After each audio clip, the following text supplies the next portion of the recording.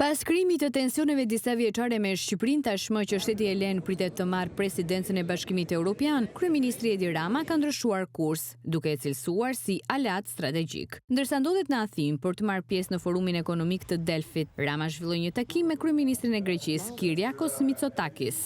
Përgjatë kësaj rruge, jo vetëm momentet më të mira, por edhe ato më të vështirat janë karakterizuar gjithnjë nga komunikimi, plot respekt e padorashka, ndërkohë që po punojnë për kapërcimin përfundimtar të gjitha çështjeve të mbartura mes dy shteteve për të dalë nga ky vit me një marrëveshje të re partneriteti strategjik. Por ndryshe nga panorama e ngrohtë që mundua t'i jap kryeministri Edi Rama, takimit me homologun e tij grek, nga ana tjetër, Kyriakos Mitsotakis nuk u tregua që ëmbël me Edi Ramën. Gazeta greke Tovima bëri me dije se kryeministri i shtetit helen i ka bërë me dije Edi Ramës se nuk do të ketë integrim në Bashkimin Evropian nëse Shqipëria nuk përmbush reformat dhe zgjidhjen e çështjeve të ngelura pezull mes dy vendeve. Tovima shkruan se Athina nuk do të tërhiqet nga kërkesat për zbatimin e reformave të nevojshme, të parashikuara nga Acquis Communautaire, që në rastin e Shqipërisë, këto përqendrohen tek shteti së drejtës dhe respektimi të drejtave të minoritetit kombëtar grek. Mitsotakis ju referua edhe çështjeve të hapura që vazhdojnë të ndikojnë në marrëdhëniet mes Tiranës dhe Athinës zyrtare.